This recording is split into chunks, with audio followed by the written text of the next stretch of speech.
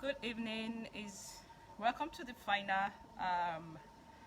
final June virtual chat session with Folakemi Odesola tonight. So if you're online, let me know. Say hi in the comments so that I can shout you out. Folakemi, are you here?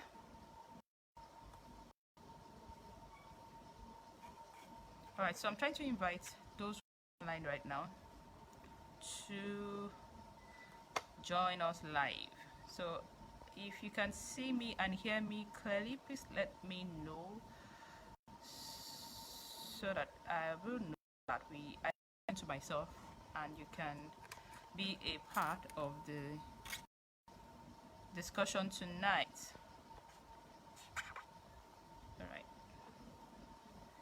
All right, I have sent out invite. I'm not even checking anymore. Okay.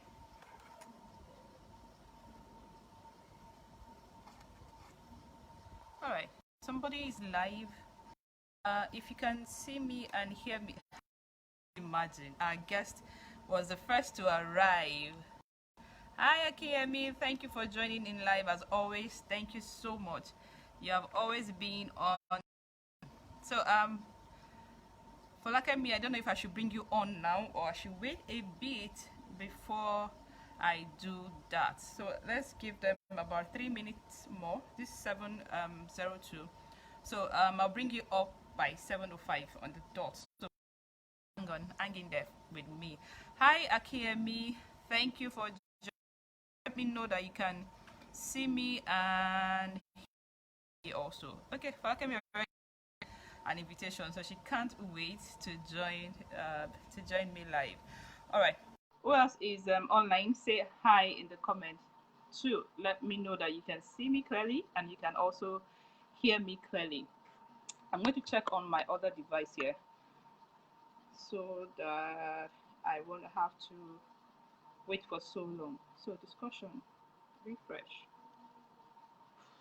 Akiyemi, can you see me? Can you hear me clearly also?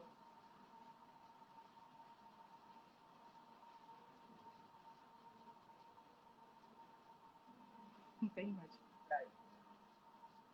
All right, so I can hear myself here. All right. I can see myself clearly also. Akiyemi.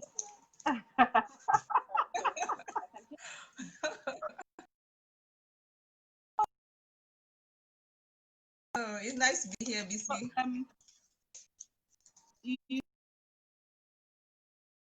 Is different. Okay. Interrupted one. All right. I think I'll leave it like that. I wanted to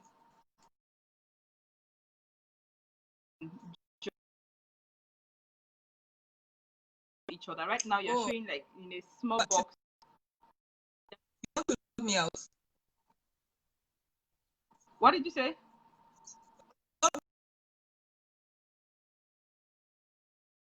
Okay, so I will bring you on camera now, so that our pictures can stack on top of each other. So that it doesn't. I want you to come out. Yes, right. I prefer this view. Yes, I prefer this. I want to see more than your neck. All right, good evening, Folakemi. Thank you so much for accepting our invitation and joining us on the final discussion on attracting and retaining paying clients in your business. Me and consistent. Consistent. It's like my vocabulary a lot these days. All right. So we have about 4 persons online with us right now, and in 1 minute. Okay, so we have 5 now. So my 1 minute is already up. Let me bring up your bios. All right, guys, welcome to the final session on our June virtual chat. Tonight we are discussing with Folakemi Odesola of Adeline Signature. Folakemi is a multi-passionate. I'm going to be reading our formal bio, and then I will also share my own version of a bio to you. So my name is BC Odewale. I am your host here in the Business School for Interior Decorators. I'm an interior designer and also an interior decorator. I don't know why I kept forgetting to introduce myself in the previous, especially the first interview. I did introduce myself at all. All right, so Folakemi Odesola is an architect, an interior and exterior spatial designer with 12 years working experience in the building, construction, and design industry. She holds BSc and MSc degrees in architecture from Covenant University, Nigeria. She's an associate member of the Nigerian Institute of Architects, and she holds a diploma in interior design from Regent. All right, she's the CEO and the creative head of Adeline Signature, which renders architecture, interior, and landscape design services with a custom furniture product arm, Ash by Folakemi, in the pipeline. Notable projects. Now, I want us to pay attention to this part. Projects like the redesigning and construction of the old Broad Street prison into a theme park called Freedom Park Lagos, redesigning of the residence of the Afrobeat king Fela Anikulapo Museum, interior spaces of House of Splendor Boutique Hotel, and working on furniture and landscape projects for Providence Hotel GRA Lagos. She is a multi-passionate, works across fields. She's the founder of the Skilled and Thriving Academy, where she mentors creatives at the startup phase, build foundational systems and frameworks so they can expand their opportunities beyond profit to building authentic businesses of impact. She also serves as a visionary board Africa. Folakemi has a passion for empowering people, so she demystifies the ideas and process behind design for everyday living in a blog at www.adelinesignaturehome.com. When Folakemi isn't working, she loves to be with her family, read, journal, sketch, research, have conversations with friends, and serve at a private growth community. She's married and she's blessed with two beautiful children. And one I can take tomorrow. Folakemi, welcome to so you're already a member of the Decorators, but we are officially welcoming you as our guest on this particular virtual chat. It's so nice to have you here with us. All right, my people are joining. So if you're live, thank you so much for being live. I will shout you out much more later. Let's get started. Folakemi, are you set? Yes, I'm. Okay, Folakemi. So I said I was going to read a former intro or a former bio, and then I'm going to share my own bio, my own version of with you guys. So Folakemi is a friend. I met Folakemi in 2017 via my coach, designer. But what actually held ourselves accountable over the years was the part that Folakemi is a vision clarity expert. So I met at a point in time where I had too many questions, as in those questions keep me up at night to answer some of them. So she helped me to understand that it is normal to have those kind of thoughts. She helped me to also understand that you can be a multi-passionate and be a normal human being. So Folakemi has worked in the last 3 years that I've known her. So when I met her, when I knew she was an architect, and I knew she also designs interiors. She kept telling me something like, "You people in the industry, you people in the industry." So I'm going to laugh at her a lot this night because she thinks it's not in. And that's one of the reasons why I start to be on this particular June virtual chat, because Folakemi does not actively position herself, especially on social media, as an interior. In fact, when she was doing a jingle for me this morning and she sent me the video, I was laughing. People think she's no longer in the design industry. So she is whenever she needs to make her life easy or to make her job easier, she can do by herself, even if there's no one, or if she cannot reach out or outsource it. So if you give Folakemi a sewing machine today, she'll make a dress. If you give her a mirror, she will make her hair herself. So I'm just giving you all the all the secrets inside of Folakemi's life right now. So let me be serious now. Let me stop joking. So Folakemi does a lot, and we're going to be hearing from her. So I'm going to stop talking now. We're going to be hearing from her and know how she's been able to not only be a creative, but also transcend into other parts of her calling. So I call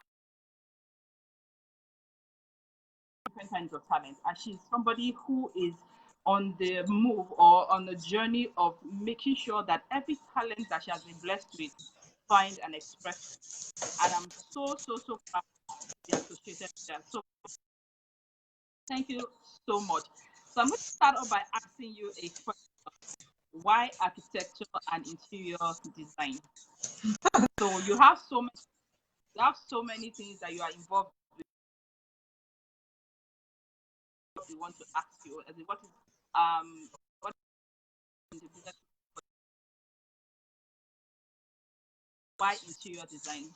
All right. So I think so when I was younger, I always used to be creative. I used to draw, sketch, and all that. But my environment, my parents, I don't think that they really saw it as something that could be used for anything. I don't know. Though the era that we grew up in, art wasn't really seen as, it was very few parents, drawing and being artistic and all that. Very unique thing. Okay, keep on drawing like that. So my mom was in the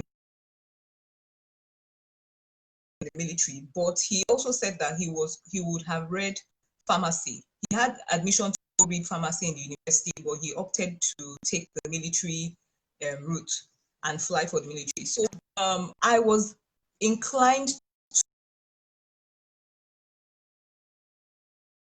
that I was going to make a good doctor, because I wasn't scared of blood, blades and knives and all those things. Like my mom always had like all these, all these like surgical blades, and I was always with one or two, and things like that. So she used to wonder, like, why are you so interested in surgical blades and and all these? I was really great at biology as well, in secondary school. Actually, I think I liked biology because that was my own fine art class. I wasn't allowed to take art when I was in secondary school because I was a science student. So that was my fine art class. Like I would draw like the organs and the liver, and I would shape it and all that. Anyway, moving forward, I actually wanted to study medicine, and I entered into A levels for medicine. But then that was the first time I ever felt like I wasn't capable of doing something in my life, when I started to have problems with chemistry. I've never had chemistry before. So anyway, somehow, a family friend of mine was talking to me, and he just said, it's good for you to do something that is in line with what you like. When I went to the university, he said, do something that is in line with what you like. And I thought about it before. I thought about it and I said, what do I like? And all those things. And I was a science student. So the way the architecture came in, I never thought Nigeria at the time that would blend my passion for being logical and technical, and also, and funny enough, when I was in SS1, so I never intended to read architecture, but it just happened that way. So it's your artistic skill that led you to choose architecture in the long run. So okay, so not all architects do interior design. Most of them believe that they are in this industry. So architects see themselves as superior to interior designers. Interior designers, blah blah blah blah blah blah blah, and all of that. So you're one person that when I'm telling you, most of the time when I'm talking to you about okay, so let me just say this for the benefit. always been an interior decorator. I started out as an interior decorator, and by the time I met Folakemi in 2017, Folakemi was always wondering, I don't understand, why you always calling yourself an interior decorator? What you do, a lot of interior designers don't know. And I'm like, no. I have to do this. I have to do that. For me to claim that title, I don't anywhere. She will just come and say, yee. And that exactly as she does. She just say, yee. So when I'm trying to defend my stand. So eventually, Folakemi was one of the, how they call now, one of the push, or one of the, me to really make up my mind and go for my interior design training. So Folakemi is would I say comfortable when as in you can find her talking in the midst of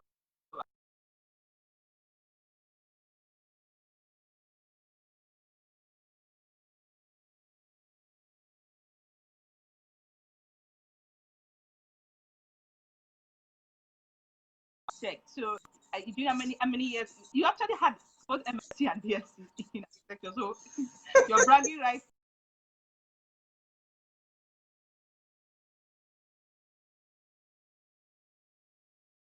Kind of traits in you. Well, what I value most, so I don't know, I think I'm more like an outlier, kind of, I value the things I value are very different from the things that maybe other people value. I've been at the point in my life where with the degrees, the BSc, everything like that, I felt like really low, so I know that those things are not really the things that make one fulfilled in life. And I also have a very skills-based approach towards things. So for me, and I respect degrees, I'm very big on people being able to back up whatever it is that they say that they can do. It's not about this is who I am and this is what I have. I'm very, very skill inclined. So my question is, okay, so can you do you have the this, do you have the that, do you have the skills required? So for me, it's always been like, and every time I stay around a lot of interior designers, I do hear that thing as well. And it's not, that, design development,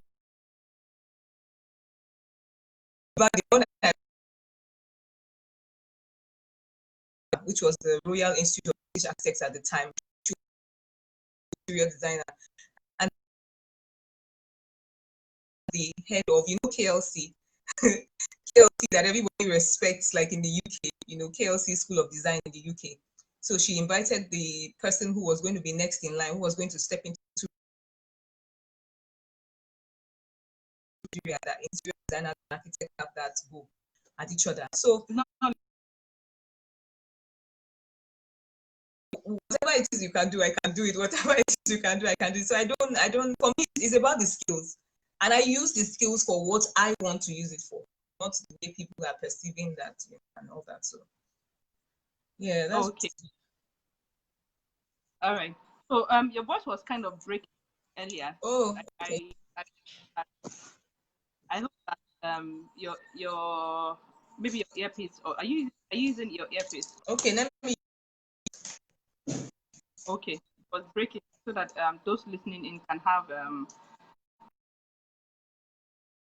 nice listening experience. All right.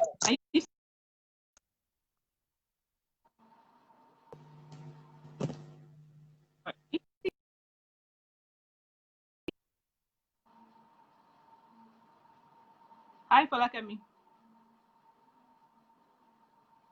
Oh yeah. Your picture is frozen. Can you hear me?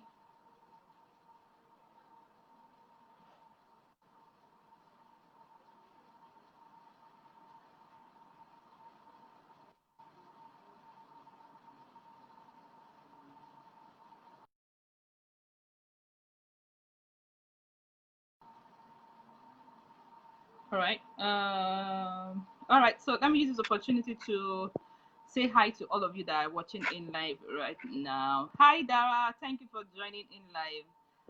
Adirunke Malomo, thank you so much for being here. Jolly Martins, thank you for also being here tonight. All right. Let me see if Folakemi is back on. All right. Said I can't bring her on camera. So while I'm waiting for Folakemi to, let me check on her here.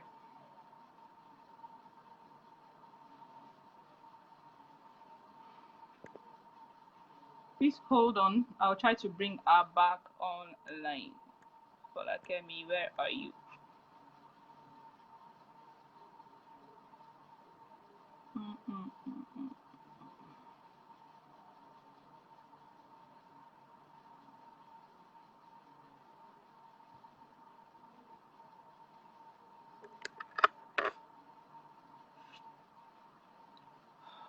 So what's going on?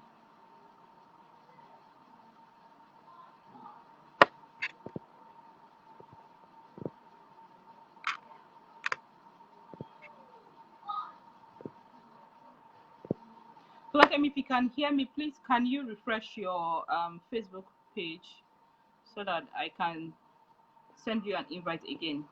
I can see that you are online. All right, so you've refreshed. Lalu, can you use your phone? All right, you're back. Oh, I'm so sorry. Yeah, I'm back. All right, thank you for coming back.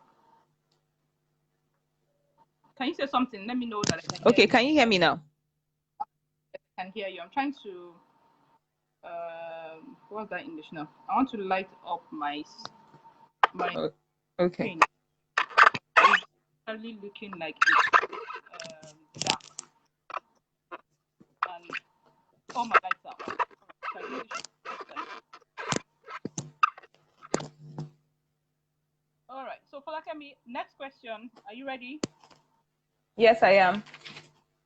All right. So the theme or what we've been discussing, like I earlier explained, was or sorry, not was, is attracting and retaining paying clients in your design business. So my next question is going to be going to, as it's going to start on that note. Can you describe who your ideal client is and how did you arrive at this prototype or this? You know, some people call them my client avatar. Some people say it's my ideal client profile.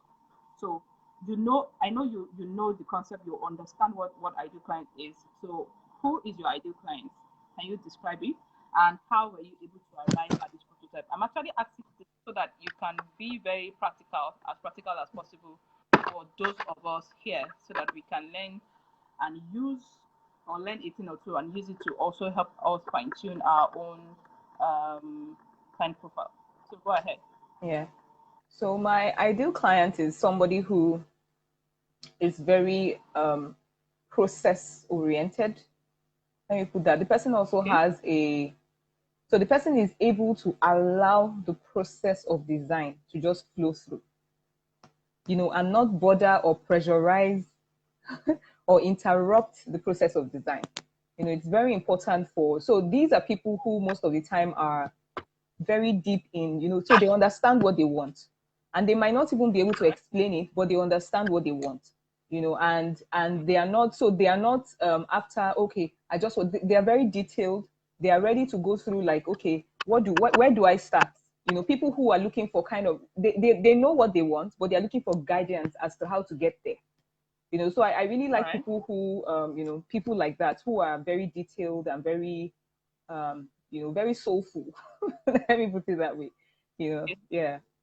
So How that's in brief. get it? So when you started out, was this what you had in mind, or you were fine tuning and fine tuning until you were able to say, okay, I want people who are process minded individuals to work with? Okay, well, when I started out, no, this was not what I had in mind. Because when we all start out, or most of the time, everybody's thinking about how to cut their teeth like really fast, how to make the money, how to how do I get my own fair share. At first, you even think that you've been thrown into a sea. For example, you finish in the School of Architecture, you come out, and all your classmates are doing. They can do everything that you can do. So you're like, okay, how do I, how do I now? Who is going to be Stand my out. client now? When we all have like the same, Yes. and everything. But after a while, I realized that we're actually, there's no need for competition. We're actually like in different places. We know different people, and things like that. So I began to focus more on my own practice. after a while. I think it would be around 2014, 2013, 2013 that I would say I started to focus on my own practice. All right. So the key here, from what you said, is it's good to acknowledge other people in your field doing wonderfully well, but focus on your own practice. Focus on your own Yes. business goal. I'm sure we'll hear more about that as we discuss. So this next question says, many believe that pricing is one of the best strategy to attract paying clients, especially those just starting their design businesses. What is your take on this? Do you agree or disagree with this line of thought? So should That pricing, pricing so people is a believe, way to, yeah, as in is the best strategy to attracting paying clients. Do you understand? okay, well, So I yeah, I do. both of us are designers, and then I want to be able to put my price at an affordable rate so that I can get more people to patronize me rather than patronize my competition or my another option in the market. Do you understand? So do you Yeah. believe or do you agree that pricing is the best strategy for attracting paying clients? Do you agree with this or not? No, And whichever I one don't you think choose, you have to tell us yeah. why I don't think I agree. why don't you I know it probably work for some why. people, but no, I don't think I agree because I don't know, maybe because of the kind of person I am. So, like I said, I'm very focused on my practice, right? Okay. I don't even see, I don't see like what I don't see what other people are. I don't see the competition. Let me put it that way. So yes, there actually is competition. There are people there, but I don't think that we all want the same things. I don't think we all want the Okay. same kind of clients and all that. So I don't. For me, I won't use. It won't be the price. It will be because some clients will pay you, but they will be like a pain in the neck, and all that. So I use like other things really to to get my own What clients. If can you tell somebody, us I about? feel like if someone can gel, come again. So you said there are other things that you I you, didn't you get don't that. you don't believe Okay. it. So you said there are other things, and I I, don't I believe it. wanted to So ask and tell that I us do. Yeah, some yeah. other Okay. So yeah. some So of these for other me, things. how I attract paying clients, one of the ways I attract paying clients would be um it's really funny, I hope by the time I'm done, I hope people in this community will not be looking at me as if this for but honestly, I take a very personal centered approach to everything. I believe that if you are authentic as a person and you're talking to a client, speaking to a client. So when clients call me on consultation, they say, okay, come, and I go there. I look at everything and I say, okay. And I'm genuinely, when I go on surveys, I am genuinely telling my client what will be best for them in this space. And I always tell them, I say, you know what, and I split I split it into stages. So the first stage is this, the second stage is this. So you don't and I always tell them you don't have to use me for all the stages. If you want to DIY it, no problem. I have a DIY consultation as well. So I make everything very so there's no, oh, this person wants to get my money. No, you pay for what you get. So when I go there, I'm genuinely telling them. So I think for me, it's value. It's actually value-based pricing for me, as opposed to fixing it at a certain price and saying I'm warding people up. It's value-based pricing. Awesome. I like that. All right. So this next question is you are one designer who has many passions. So you do architecture, you do interior design. You also work in the like personal development space. That's just three of the caps that you wear. So how have you been able to differentiate your different categories of ideal clients for all of these your multi passions and remain focused in delivering one of a kind experience to each of these your categories of clients? So the reason why I'm asking this question, let me give our viewers or our listeners, let me give them a kind of background. So very recently, as in when I say very recently, I'm talking about this month. Folakemi shared with me of how she got a prospective client, and the kind of brief that the client came with was quite. I've never heard of it before. It was very peculiar, and it just opened my eyes to see that you actually shouldn't be like what she mentioned earlier. It's all about you. You focus on your own business, so you just have to run your own race. you have to understand what means to you, where you want to take your business to, and just focus on that journey that you want to go on with your dreams, aspiration, vision, and all of that. So these clients, the way Folakemi, when she was giving me a feedback on what she plans to do to as in for a consultation, Folakemi actually did a video. I've never heard of it before. As in, let me just stop at that point. So you have different businesses. I'll use that word businesses. And each of these businesses, you have different ideal clients. So you have different categories of people that you attract, which in these your different businesses. How have you been able to remain focused in delivering one of a kind experience to these clients? Okay, so first and foremost, what I do is, and I won't say that it was easy at the beginning. It wasn't easy, and when one is multi-passionate, it's actually not easy. You need to, a multi-passionate person will have to have that self-reflection, that meeting with themselves. And I had to ask myself if what I wanted to do was, because I resigned from my job. I was employed, as an architect in a firm. I resigned because the personal development side of me was calling, and but I knew that I didn't want to leave the design field. I knew I didn't want to leave construction and design. So that was the second dilemma. By the time you realize that, oh, you're not abandoning this to go for something, your heart is still there. So you're now telling yourself that it has to be these two parts.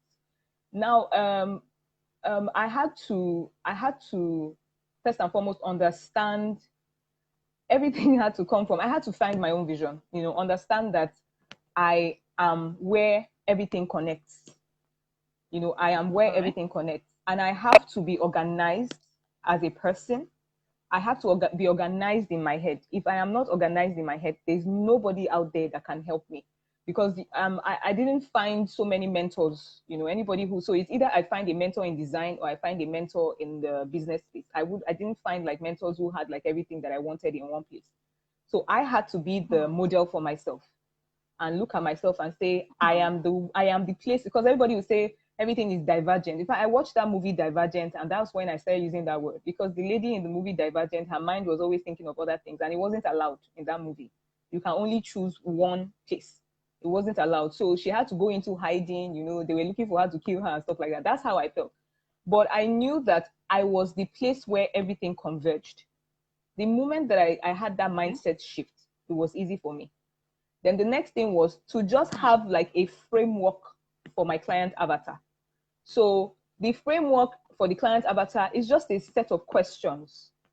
When I'm focusing on my personal development work, I am just answering a set of questions. There was no need to overwhelm myself in my head. I just told and I like things that are simple. I like processes, strategies. I like plug and play. Like, okay, give me this thing. This is the formula, almighty formula. Okay, board mass. Okay. So I put in all the numbers and everything works. So I made everything. The next thing was simplicity and templates. I use templates to simplify my life. When I want to think about design, I have templates already and I zone into design mode. When I want to think about personal development, I have personal development and I zone into personal development mode. So it really doesn't, I actually take from each of these practices and it influences me.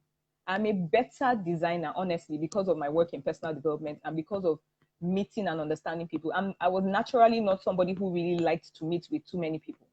But because of my work in personal development, I am a better person to my clients. Now I'm on their team. Before, I was always like against my clients. Like, you know what, just be on your lane. Let me do my own. Don't disturb me here. I'm doing my work. If you don't understand, that's your own. But now I am on their team.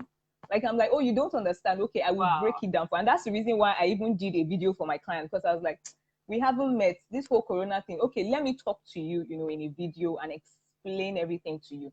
Because I find that a lot of people don't even know the process of design first.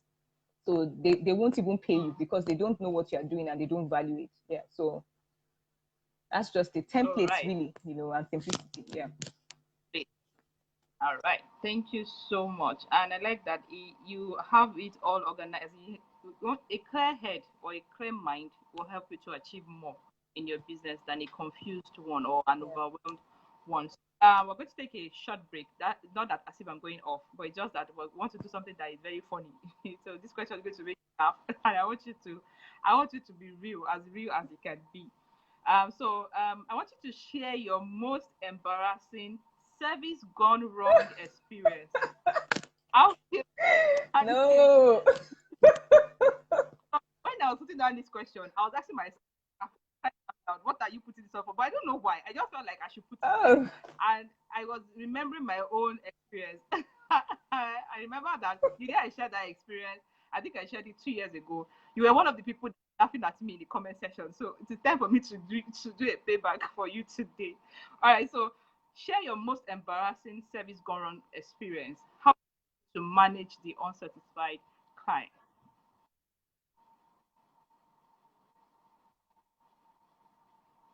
I used to think, I used to think, oh yeah, It was uh, no, it wasn't 2014. It was 2011. It was 2011. Yes, because I know I was pregnant at the time. In fact, I later told myself that pregnancy was the reason I behaved the way that I behaved on that consultation. So you see, this consultation that I'm about to talk about, it wasn't the client that messed up. It was me that messed up. But at the time, it wasn't. You're a designer. You're an architect. You just be thinking you know everything. So a friend of mine reached out to me and said, oh, she was in the UK at the time. So she reached out to me and said her parents in Nigeria, they needed they needed to change the look. She wanted to change the look of their place for them. You know, like how a daughter, and was she the firstborn? Yeah. How the firstborn, you just want to do things for your parents, and so she lives in the UK with her family and all. She said, oh, I want my parents, and so she commissioned me to do that job. In fact, the money just came straight. There was no problem. So she paid me 75% upfront and said, okay, go do this, that. I had done the design and everything for her, on the technical software and all that, and I sent it to her. It didn't take me time to draw all those things up, and I sent it to her. By the time I sent it to her, she approved, and then I now started. So I called all my guys, that I used to work with at the time. Now, people that I used to work with at the time, I didn't know, I didn't understand your and over again. The fact that somebody is normal to do does not mean they will be normal to you. But if you have a process, they understand who you are, they know your value, then they will also align with those things. A SETI or something for my parents, and I knew him. I'd known him for quite a while. He was the one that even made the first set of chairs and all that in my house when we got married, my husband and I. So I trusted him because he really did good work. So I trusted him and I said, okay, we're going to do this thing. Now the brief was to take the chairs that were in that house, the settees, the sofa, the set of sofas, just take them and then change the fabric. So they were going from fabric to leather or so.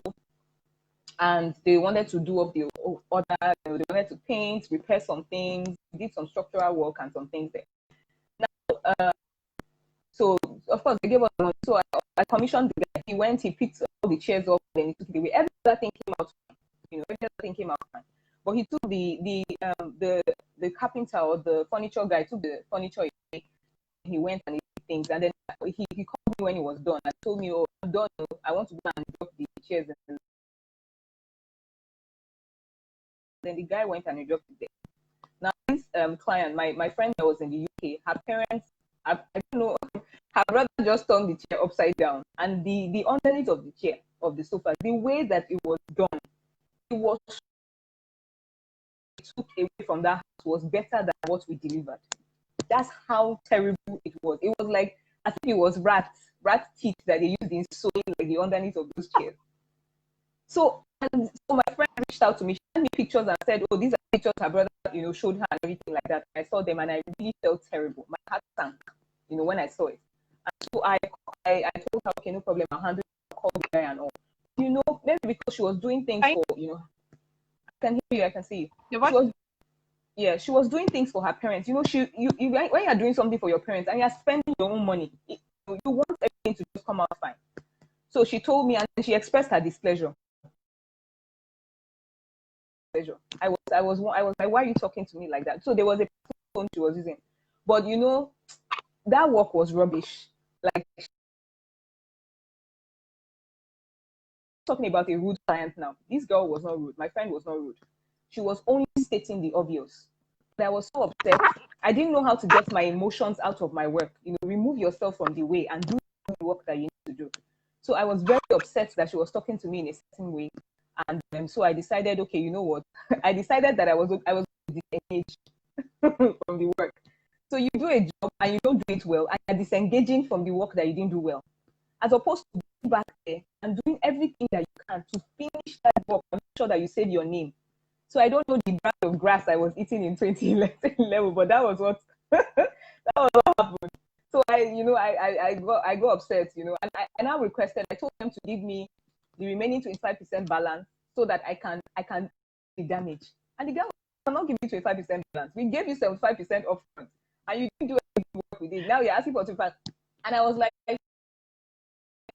I want to use the money. It's not my balance. I want to use the money to repair. See, this is, I don't know why you need me to tell this story. Like, I'm so right now. Anyway, in 2014, sometime around 2014, I remember I was so in blog. There was a blog post I wrote where I expressed my displeasure and how, you know, why they can't talk to me that way. One day, you know, I don't know what happened. His children, they are thinking about it. And I thought about that job and how everything was going down the dream. And I called this girl up. When I called her, hey,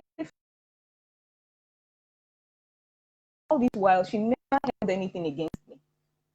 I called her, she was so forgiving. The way if I was the one, I probably wouldn't even pick that call. I'd be like, we are done for life. But she picked the call and I was able to apologize. That was when I had a release. I had a release, and it was very important for me to have that personal release because I will hold myself responsible for something I know that I did not do well. So when she released me, I was very, very happy, you know, and I just really apologized for everything that happened. And in fact, I still have it in mind. Those people there, one day I'm just going to do like settings and just take it to their house and just say, I'm giving you this gift. Honestly, I actually planned it for like 2021. That's what I want to do. It's just terrible. It was terrible. What happened was I did not supervise the job. I didn't supervise the furniture job. I didn't check with it.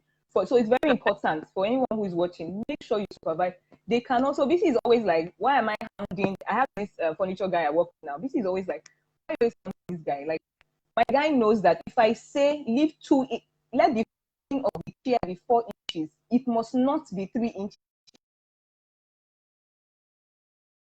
Experience has taught me, and everybody who works with me understands that they cannot work with me except they are ready. It's not something that is by force. You don't have to work with me. And I'm blessed to have friends and colleagues who have like other people that are tested and trusted as well. So if you are feeling that you can't do the job, there's always someone else that I can use, you know, to do the job. So I make sure everybody understands that I am also not indispensable to my clients. So you are not indispensable to me. I can always find somebody that can do this job. And then on the next job, when you come to your that one. So there's no emotional attachment or anything. The emotional attachment is to the fact that the client's job has done well, not between us. There's no relationship between us. It's just the client's job, you know, and all that. So yeah, by far, and I don't think there's any other experience that it can never top that. Never. All right. So I like that downtime. That you made me laugh very, very well. I hope other people could hear you. At the point your voice was breaking, but it's better. Something like it is normal, or like if you find yourself messing up when you're delivering a client's job or when you're working with a client, it's okay to just learn what your mistake is and move on. That's what I've learned from. Make sure you apologize. So now, I'm not the only person who goofed at the beginning stages of our design business. In fact, I think I had two most embarrassing so far in my design. And so, since I'm not the one who is being interviewed tonight, I am not going to share my. One day you'll be on the hot seat. Thank you, Folakemi. So let's talk about collaborations and partnerships. Have you ever collaborated with others out for you? So I have two questions under that. So let me ask the first one. So have you ever collaborated with other creatives. How did that pan out? So was it a successful collaboration or partnership, or did you regret going into partnership or collaboration with other creatives? Oh no, I don't think, no, I never regret going to, I've never regretted going into collaboration with any, so for any project that actually went to completion, I didn't regret going into collaboration. Um, it was just very, very good for everybody to just focus on, what they were doing. And an example is the hotels. So especially for the commercial jobs, if there's any construction or anything like that, is most of the time it's like a collaboration. So it was a colleague of that reached out to me. He was handling some parts of the hotel and said, okay, I want you to handle, I don't know much about like this interior side, and I don't know much about landscape, and all. And so he wanted me to handle those aspects. So I did furniture, I did. So there was no regret there, as long as everybody delivers, what they are meant to deliver. I haven't had any experience collaborating. I pick who I collaborate with. I pick who I collaborate with. So if I smell that there's going to be trouble at the end of the road, no matter how much money is in that project, I just go. Okay. So follow-up question to that is, how does one position one's business to attract profitable and effective collaboration and partnership? So you've had the experience, you've been able, you collaborate with people a lot. So how were you able to position your business? How would you advise that one position one's business to attract such effective and juicy collaboration? So so I'm looking at it from the angle of you getting exposure through this collaboration. Apart from getting paid for working in a team, you get exposure. You get to also test your skill set or your design skills, and also meet, or so it's like a door in your business. So how were you able to position your own business, or how would you advise an interior designer to position and partnerships that are good? Okay. So for every one of us, who is of this community, every one of us interior designers and decorators ourselves as if we're playing in the same field. In the same field. But I'm sure that one of them works. And it works with me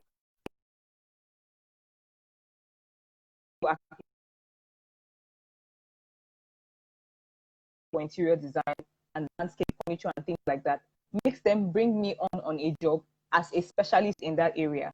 No, even though they know that I can still do like the construction and all those things that they are doing. When they are handling their own constructions, I always and I make a lot of them. So when I make them realize that I don't want to, I'm not interested in you. I want to come help you, on that job. So that's specialization. Not so for example, BC and I, let me use us as an example. We can collaborate, and you handle a particular part of the job and I handle another part, even though we can do every single thing that interior designers can do from start to finish. So if people are willing to let go of some things and allow other people help them. Some people have failed on projects or allowed projects go because they have the capacity to be able to do everything. Instead of calling someone else to come and help them, okay, you know what? I'm working in this hotel, I'm doing this and that and that. Okay, can you handle all the bedding and all the blinds here? Let me focus on the, it makes more sense that way. Something. So everybody knows that, okay, we are designers, but the people who have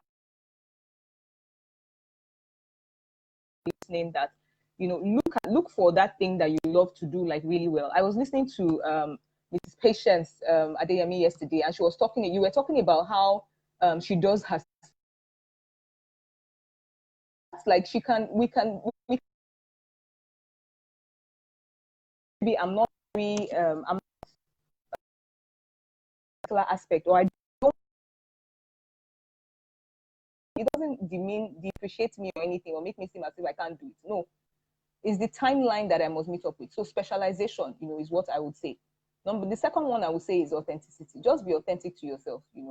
Whatever it is you can do, okay, do it well. Whatever it is that you can't really do whatever, ask for help, call someone else to help you.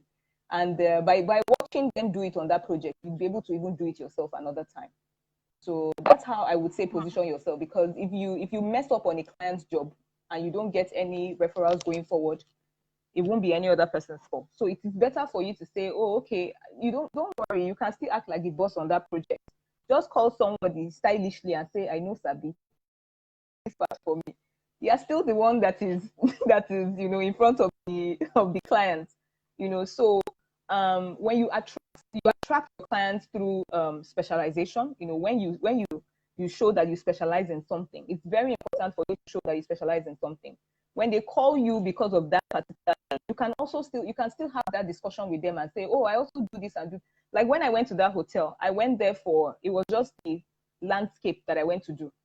And then when I started seeing some other people in the hotel, I said, I can do this thing now. They said, no, we have some other people who are shipping in our furniture from South Africa. When they shipped some in and I saw them, I said, I can do this thing, and that's how I got that particular aspect of the job. But they called me specifically for landscape. And then I was able to pitch some other things. So specialize in something, let people pick you for something. And then when you get there, you can. Good.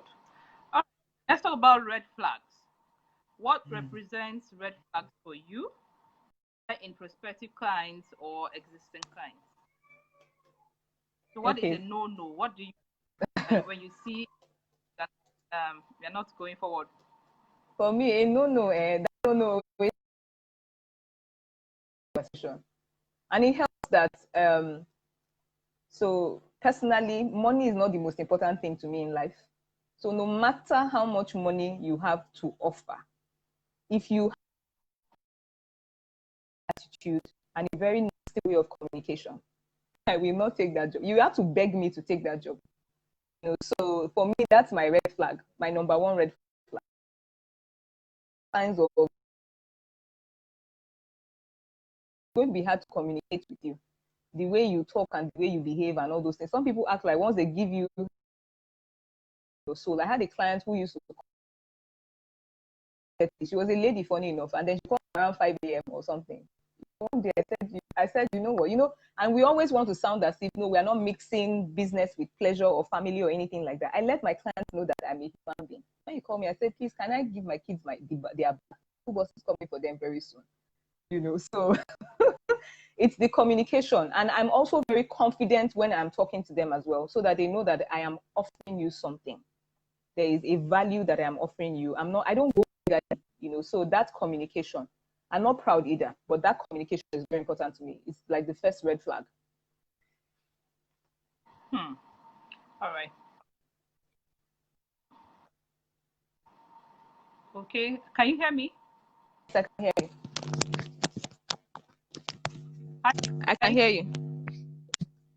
Okay, you're breaking. You were breaking towards the end. I couldn't hear you properly. Okay. To look at marketing strategy now. So why I want to ask you about your marketing strategy is because, like I mentioned earlier, you are not actively pursuing design clients, but I know that you still have in architecture, you have paying clients in development, arm of business. So what does your marketing strategy like? You are one of the persons that will leave social media for 3 months and then one will just appear, boom, and I seriously don't understand how take a vacation off social media for as long as you need to. The day you come back on social media, as if people did not even miss you at all, as if they've heard from you yesterday. But I need to understand, and I need you to be able to also tell those who are listening, how have you been able to keep the attention of your audience as you have been able to over time? All right. So for me, when I started to work in personal development, the I'm this, other. Then I thought about it one day and said, you know, everybody has their own. Can you hear me? You're breaking. Yes, I Okay. can hear you now, but it's breaking. Okay. All right. So when I started to work in personal development, I realized that I was being exposed to a whole different audience, and that audience was a very separate audience. Can you hear me clearly? Yes, very clearly. Okay. So the audience was a different audience, and I decided to take advantage of the fact that, you know, in in design, it's not all the time, except maybe we go for conferences or whatever. You don't get to stand sometimes in front of maybe 5,000 people, 100 people, 200 people, and things like that. As a designer, so I leverage on the fact that my work in personal development brings me in front of a lot of people. So what I do is when I'm talking about my personal development work and everything, I give examples from my work as a designer. I would say, as a designer, when you're designing something, and life has to have design to it, and everything like that. So I always make sure that they know that this is who I am, professionally and all that, so that if you can trust me in the personal development space, when you are looking for somebody that you can trust, if you feel like, oh, this lady has a good head on her shoulders, when you're looking for someone you can trust in the design space, you will call me. Now, a lot of people would have thought that that was very risky, because sometimes you don't want people to feel like you're flaky, like you're moving from one place to another, you don't know where you belong and all that. But no, the opposite has actually, turned out to be true. If you act as if you are grounded in whatever it is that you are doing, and people can see that you are hardworking and that you turn out whatever, for me, I would say that I would just wrap that up and say that is personal branding.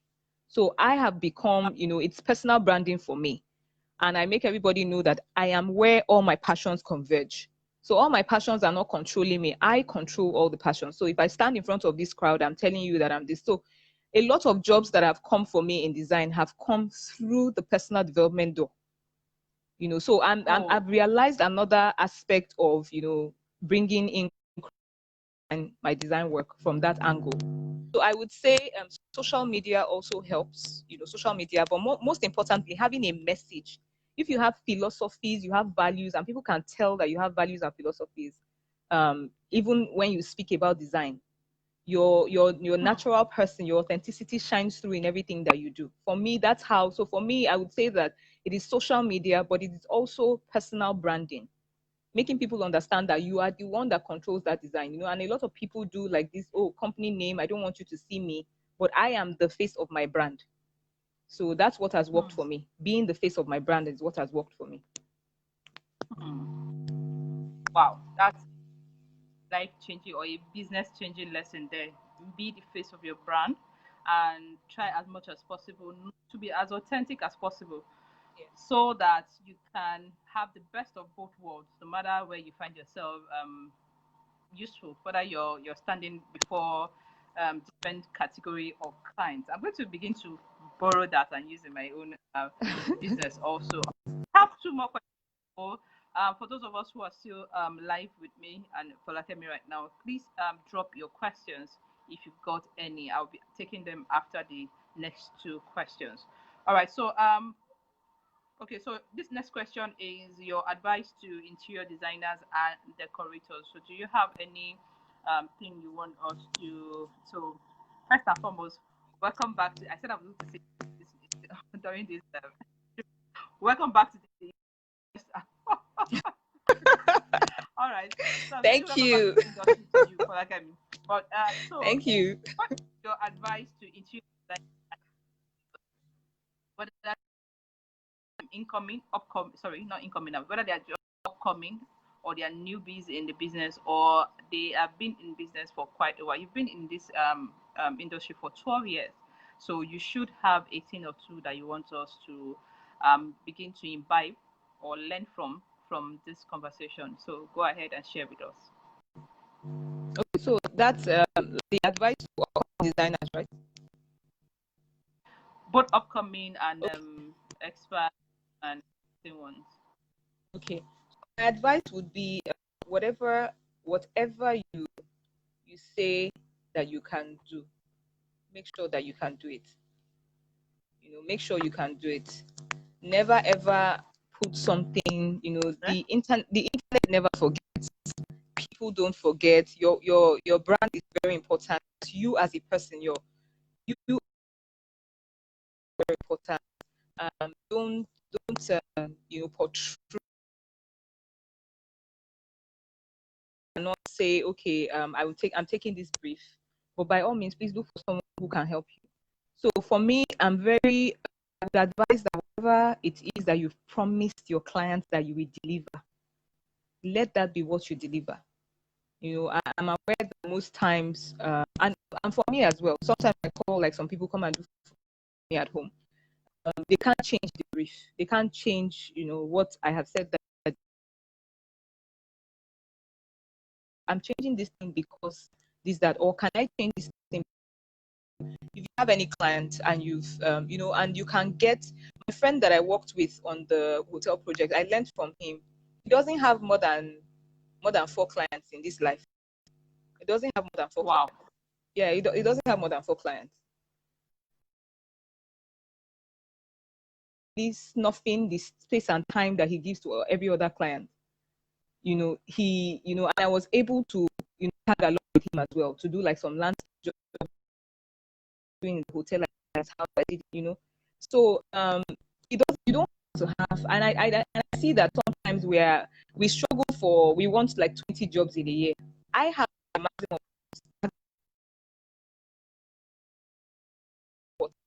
I don't do more than 1 or 2 jobs every. I know what I want. I take 1 or 2 jobs every quarter. But when I get it, I drive it home. So don't be in a hurry to like take like 20 jobs, and then everybody is waiting. No, the one that you take, make sure that you do well, finish it really, really well. So that would be my advice to, yes.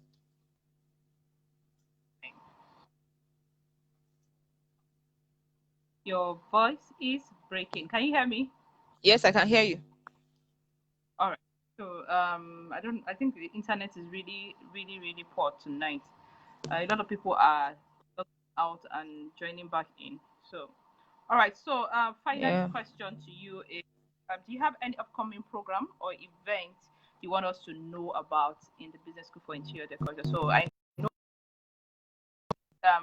month or this month, next month is board season. So by vision board, I mean people are beginning to really will I call it they're taking account of the last 6 months and asking themselves, okay, what they wanted to what did I set out to accomplish this year? How far have I gone? And so a lot of people are beginning to do audits of their so over the last week I was watching I think I joined your Dreamer to Doer series also. So I want you to tell us about okay, before you tell us about that, let me also chip this in.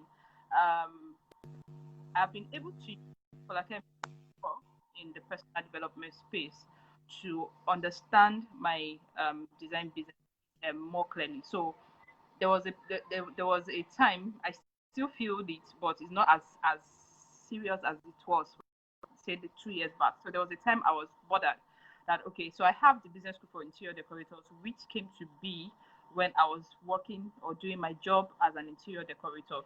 And because I needed to also grow the Business School for Interior Decorators, attend to the people that I have invited to come into the community, I found out that my own design business was suffering.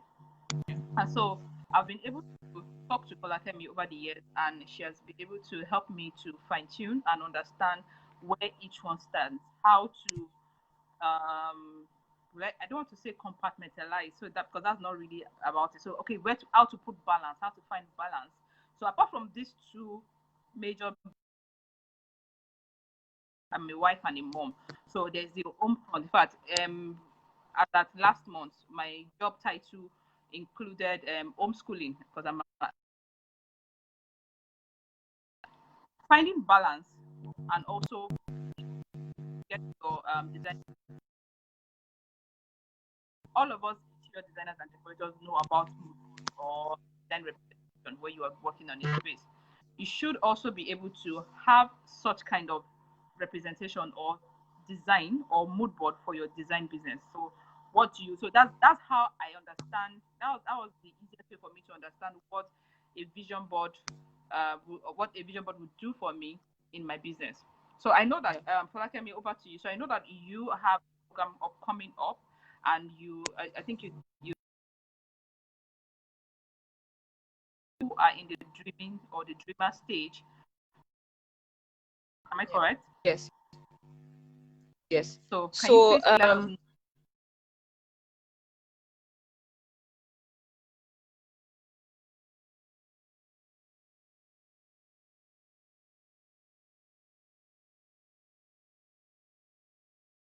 Can you hear me? Can you hear me? Yes, I can. Go ahead. Okay. So my upcoming masterclass, it will run from 1st to 3rd of July.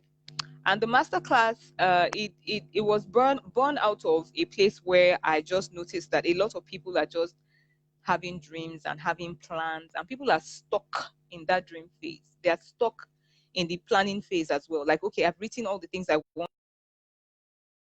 They are not moving and doing things that they need to do. If there's anybody who hasn't achieved like any of even the business goals, that they have set from the beginning of the year till the middle of the year, you haven't achieved any of it, it will be a good opportunity, be a nice one for you to understand how you can use vision board as a tool. Now, a lot of people use vision boards, but not everybody is able to get results from using vision boards. I have had over 30 results.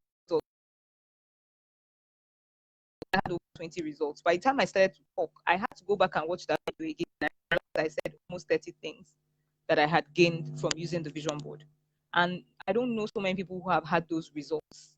So the results that I've had with vision boarding has spanned every aspect of my life.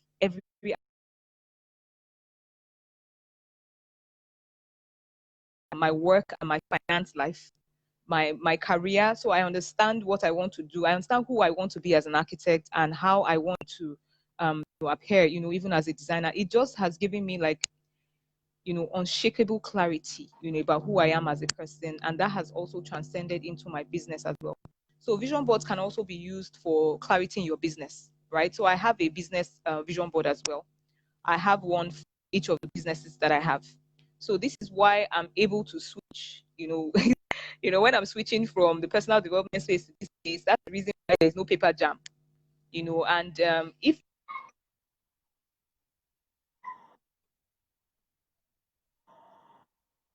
you really, really, so if there's anybody who has like issues, sometimes as designers, we might hear, if there's anybody who is experiencing any of those things, scared, you don't have confidence, you don't have courage enough, any limiting belief, it's very inexpensive. It's just 5,000. It kicks off on the 1st of July, runs till the 3rd of July, and it's just going to be an. All right. Thank you so much for letting me. So I've been from how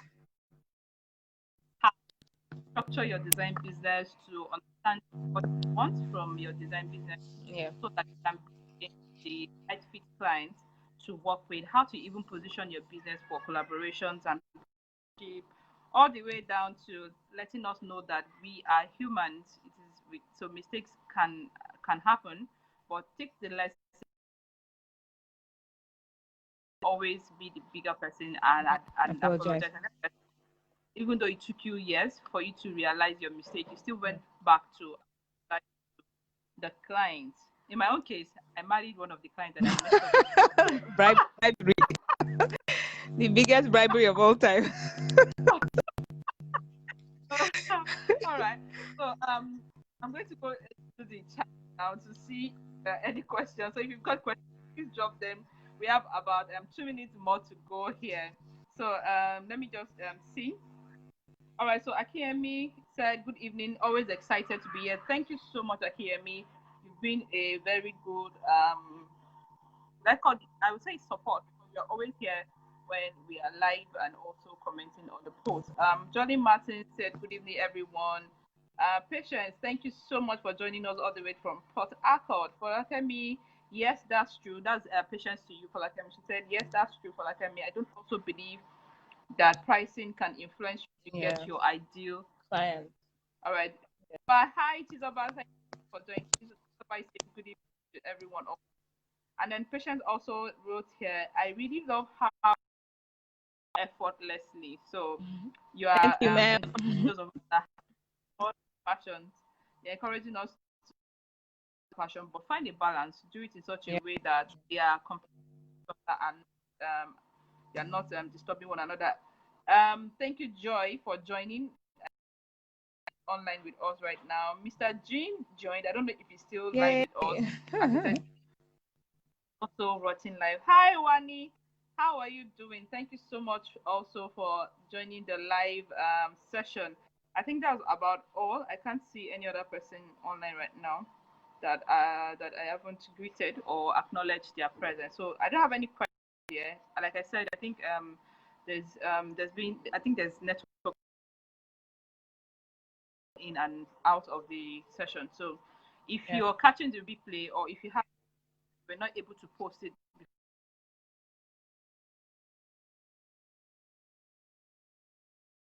type in your questions.